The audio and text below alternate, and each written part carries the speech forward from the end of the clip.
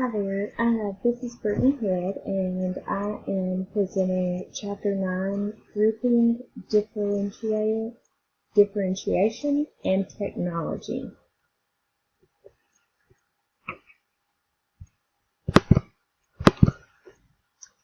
So in that chapter, it starts with the CLATE model, and that's quality of instruction, appropriate levels of instruction, incentive, and time. So the quality of instruction is the quality of the curriculum and the lesson that's being presented. The appropriate levels of instruction is that when the teacher knows the students are ready to learn the lesson that she is about to present. The lesson is not too difficult, but it's not too easy also. So that's appropriate levels of instruction. And then incentive is when the teacher makes sure that the students are motivated to learn the material that she's about to present.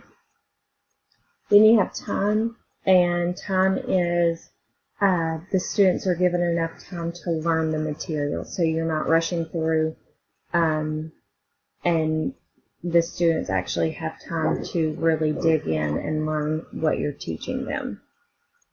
So then you move to the grouping of students. So you have the between class ability, and so that's the classes homogeneous in performance level, which what that is when the students get to choose with the counselor's supervision, they get to choose the level class that they want to take. So that's like in the middle school and high school, whenever they get to choose the pre-AP or the AP classes or the regular, things like that. So that's the between class ability. And then within class ability is students are grouped, for example, in elementary, they're grouped by their reading performance. So they are actually grouped with peers who are on the same level as them. So they're within the same ability.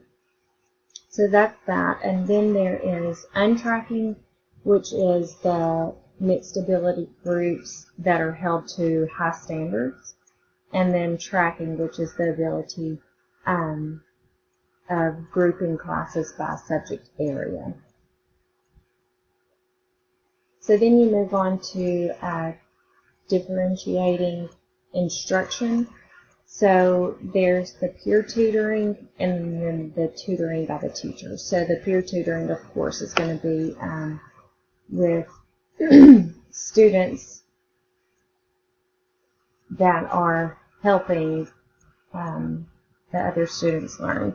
So usually they're a little bit, the peer tutoring is the students that actually get the material, they're helping the ones that don't.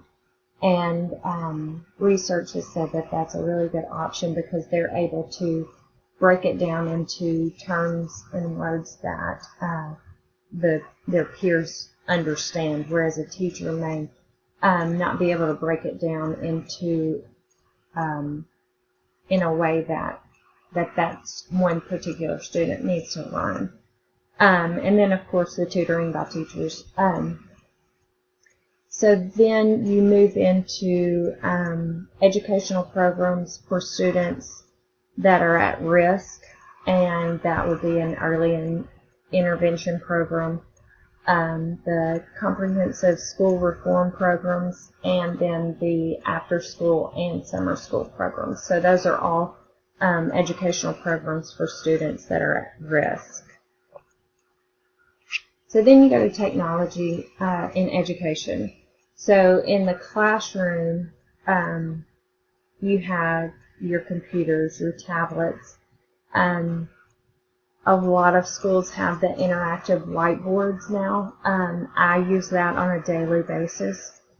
And then you have your electronic response devices and clickers. So you could do like Kahoot or any of those where you put it on the screen and then the students have the clickers to put their answer in. And then technology for learning, which I am actually a survey of business teacher. And so I teach word processing, spreadsheets, database.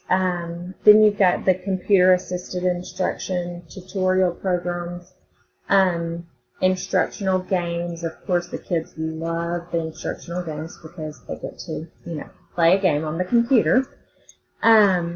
So there's all of those types of things where technology is in the classroom, whether it's to help the teacher present the lesson, or if it's ways for the students to actually use the technology in the classroom. So then you go to blended learning. This is the ordinary teaching with internet applications. So an example of this that the book gave was the flipped classroom.